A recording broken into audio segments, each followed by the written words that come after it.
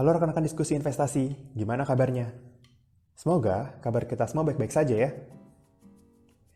Oke, topik diskusi kita hari ini adalah mencari tahu perbedaan antara saham dan reksadana saham.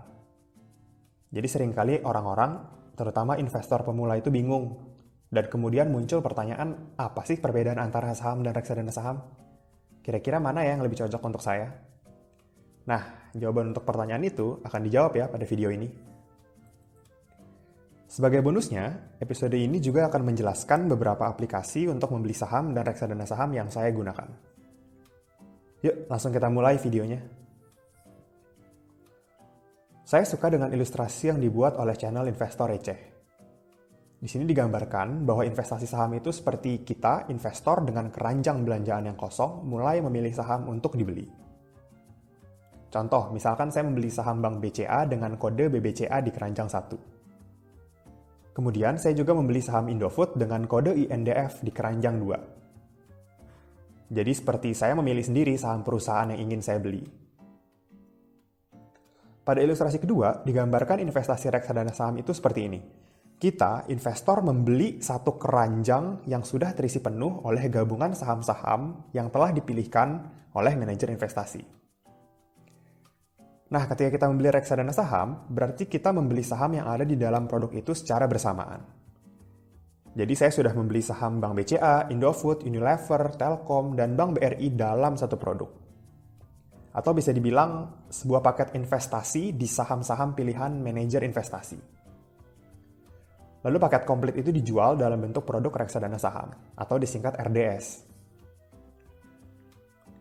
Nah, sekarang saya akan coba menjelaskan bagaimana seorang investor bisa membeli saham.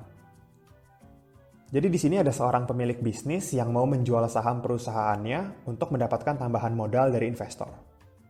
Tambahan modal itu biasanya sih untuk pengembangan usaha. Pemilik bisnis menjual saham perusahaannya di pasar saham, atau yang sering kita sebut IHSG, Indeks Harga Saham Gabungan. Lalu kita, investor, bisa membeli saham perusahaan itu melalui broker atau sekuritas. Saat ini sih sudah banyak sekuritas dengan website dan aplikasi yang user-friendly, sehingga investor bisa jual beli saham dengan mudah. Beberapa sekuritas yang cukup familiar bagi para investor adalah Mirae Asset, Indo Primer, Mandiri, BNI, Philip, dan MNC Sekuritas. Untuk saat ini, saya menggunakan dua sekuritas untuk bertransaksi saham, yaitu Mirae Asset dan Indo Primer. Sedangkan kalau pada reksadana saham, ada sebuah tim yang disebut manajer investasi. Mereka akan membuatkan sebuah paket reksadana yang berisi saham-saham pilihan. Kemudian paket reksadana saham itu bisa dibeli oleh investor di agen penjual reksadana. Seperti Bibit, Bareksa, Bukalapak, Tokopedia, dan masih banyak yang lain. Kalau saya sih untuk saat ini menggunakan aplikasi Bibit. Kinerja untung rugi reksadana saham sangat ditentukan oleh performa manajer investasi. Makanya kita harus memilih manajer investasi yang baik ya. Karena kalau pemilihan sahamnya kurang bagus, maka keuntungannya pun tidak bisa optimal, bahkan kita bisa rugi. Untuk lebih jelasnya mengenai reksadana, bisa lihat di video episode 5 channel ini ya. Kemudian pada ilustrasi ini digambarkan bahwa membeli saham itu seperti nyetir mobil sendiri. Kita yang mengendalikan. Begitupun investasi saham, kita melakukan analisa sendiri, memilih saham sendiri, menentukan waktu jual beli sendiri, menentukan modal sendiri, hingga menyusun strategi sendiri. Semuanya serba mandiri deh. Makanya investasi ke saham langsung memerlukan keahlian dan pemahaman yang lebih dalam. Nah, sedangkan kalau membeli reksadana saham, itu beda. Seperti kita naik bis yang dikendarai oleh supir bis. Nah, kita sebagai penumpang hanya tinggal ikut aja. Produknya udah sepaket. Diseleksi dan dipilihkan oleh manajer investasi. Ya persis seperti yang tadi saya bilang, kita ngikut aja deh. Karena itu investasi pada reksadana saham dibilang lebih mudah, terutama untuk para investor pemula. Karena analisa dan pemilihan sahamnya sudah dibantu oleh manajer investasi. Jadi, saran saya adalah, silakan teman-teman invest di saham langsung kalau teman-teman udah bisa melakukan analisa dan menentukan strategi secara mandiri. Tapi, kalau teman-teman masih ragu, sebaiknya ke reksadana saham dulu ya. Karena di sana ada manajer investasi yang akan membantu teman-teman untuk memilih dan menganalisa saham.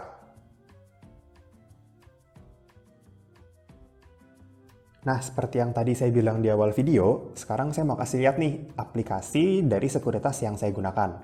Kebetulan saat ini saya menggunakan Mirai Asset Sekuritas. Nah, Mirai Asset Sekuritas ini punya aplikasi namanya NeoHots Mobile yang bisa di-download di App Store ataupun Play Store. Yuk kita langsung lihat ya aplikasinya. Nah, ini tampilan home-nya dengan posisi saya sudah login account saya. Tampilan awalnya di atas ada grafik pergerakan IHSG, kemudian di bawahnya ada pergerakan dari bursa di negara lain. Kemudian di sini ada juga pergerakan kurs, juga ada forum yang biasanya digunakan untuk bertukar informasi sama pengguna NeoHots Mobile. Kemudian di bawah ini ada tulisan-tulisan yang bisa digeser. Fitur penting yang saya gunakan adalah stock order, di mana saya melakukan order beli atau jual di stock order ini. Nah, ini contohnya saham Indofood dengan kode INDF. Misalkan, kalau kita mau beli, tinggal pencet buy atau sell di atas. Misalkan saya mau buy ya. Kemudian saya pencet kotak price di sini. Saya masukkan, misalkan, saya membeli di harga 6.000. Kemudian saya masukkan volume, enter volume sebanyak 50 lot. Saya pencet confirm ya. Setelah itu kalau saya mau mengirim order buy, tinggal pencet buy yang warna merah di bawah. Kemudian order buy kita terkirim. Nah sekarang, kalau mau sell, tinggal pencet sell yang di atas. Sama stepnya, masukkan price-nya, kita mau jual di harga berapa. Misalkan saya jual di harga 7.000. Masukkan volume, misalkan saya 50 lot ya. Oke, confirm. Kemudian saya tinggal pencet sell yang hijau di bawah untuk mengirim order sell. Nah, kemudian fitur lainnya adalah ada chart di sini. Nah, chart ini bisa kita gunakan untuk analisa pergerakan harga. Saya cukup suka menggunakannya. Dan ada beberapa tools yang bisa membantu kita. Tinggal pencet yang di atas ini, kemudian ada tools yang bisa kita gunakan untuk membantu kita menganalisa harga. Oke, kemudian setelah itu ada stock recommendation di sini. Nah, di sini ada rekomendasi yang sudah dirangkum oleh Mirai Asset Sekuritas. Yang mana sumber-sumber dari rekomendasi ini banyak sumber, bisa dari BCA Sekuritas, CIMB, dari UOB, dari BNI, dari Indo Primer, dan lain-lain. Jadi kita bisa lihat ya, source-nya di sini. Kemudian paling kiri adalah emitennya.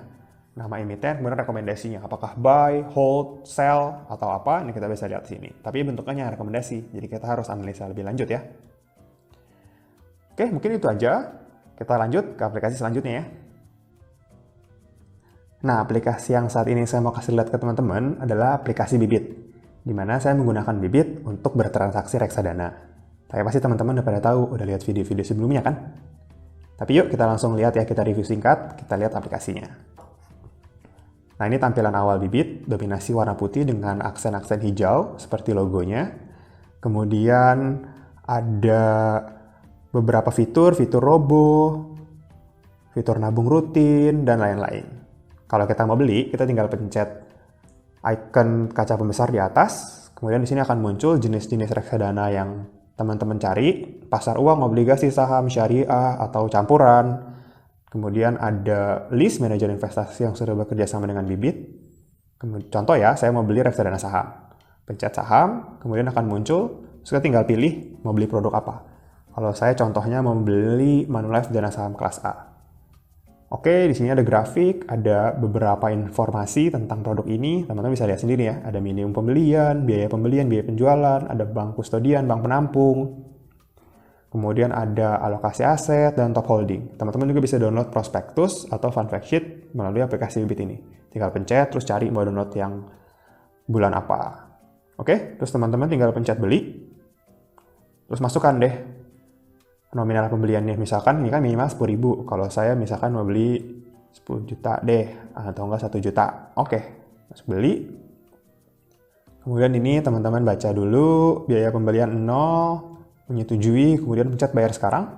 Nah, teman-teman tinggal pilih deh metode pembayaran. Di sini udah cukup banyak kok. Bisa pilih, kalau saya sih suka pakai GoPay. Terus tinggal pencet bayar.